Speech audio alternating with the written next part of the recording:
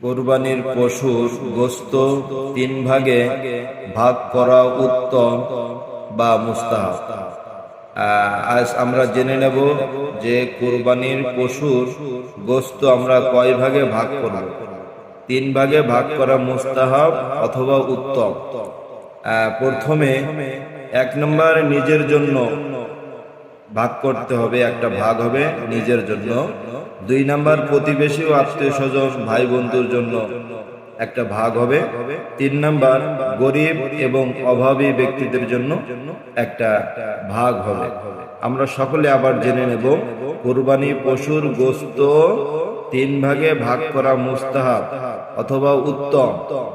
এক ভাগ হবে নিজের জন্য, দুই নম্বর ভাগ হবে আত্মীয় স্বজন ভাই বন্ধুর জন্য, তিন নম্বর ভাগ হবে গরিব এবং অসহায়দের জন্য। আমরা ভিডিওটি বুঝতে পেরেছি আশা করি। আমরা এই অনুযায়ী কুরবানির গোশত বন্টন করব ইনশাআল্লাহ।